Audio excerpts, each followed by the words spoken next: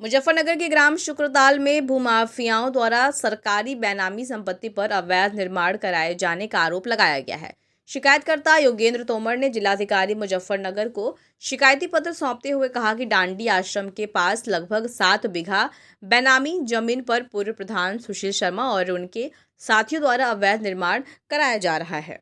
शिकायतकर्ता में आरोप लगाया गया कि सुशील शर्मा और उसके सहयोगी लेखपाल प्रवीण कुमार और एसडीएम जानसठ के साथ साठगांठ करके निर्माण कार्य करवा रहे हैं। शिकायतकर्ता का आरोप है कि यह कार्रवाई उनके पद का दुरुपयोग करते हुए नाजायज मुनाफा कमाने के उद्देश्य से की जा रही है, जिससे सरकार को नुकसान हो रहा है। योगेंद्र तोमर ने अपने पत्र में बताया कि उन्होंने 26 दिसंबर 2025 को डीएम के समक्ष लिखित शिकायत दी थी, लेकिन अब तक कोई कार्रवाई नहीं हुई है। उन्होंने जिलाधिकारी से प्रार्थना की है कि उनके पत्र पर तुरंत संज्ञान लिया जाए और भूमाफियाओं द्वारा किए जा रहे अवैध निर्माण को रोका जाए।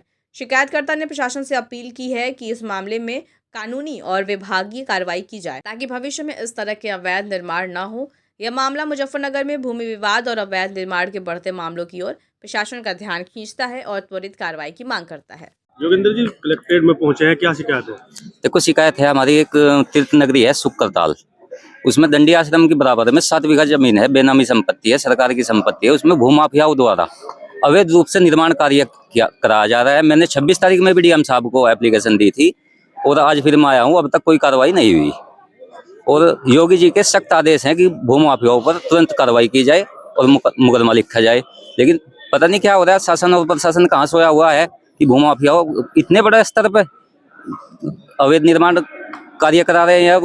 अभी तक कोई कार्रवाई नहीं हुई, कोई जांच नहीं हुई है जी। ये लगभग 7 बीघा के करीब जमीन है। क्या कीमत होगी? जमीन की होगी लगभग 50 करोड़ रुपए के। कौन लोग हैं वो भूमाफिया जो कब्जे? भूमाफिया पूर्व ग्राम प्रधान शुक्रताल व उसके 3-4 अन्य साथी हैं।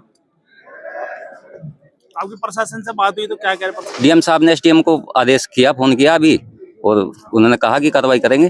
कब से भटक रहे हैं आप अपनी जमीन के लिए? तो ये सरकारी की ही जमीन है, बेनामी संपत्ति है। मैं 26 तारीख में भी एप्लीकेशन दी थी डीएम साहब को, उस पर भी अभी तक कोई कार्रवाई नहीं हुई। आज मैं फिर डीएम साहब के पास में आया। तो क्या मांग करते हो आप? मांग यही करते हैं कि भूमाफियाओं द्वारा जमीन कब्जा मुक्त कराई जाए। आश्वासन डीएम साहब से आज आपको मिला, आज दोबारा डीएम साहब ने आश्वासन दिया कि जांच कराकर उन पर मुकदमा लिख के जेल भेजने की कार्रवाई करेंगे।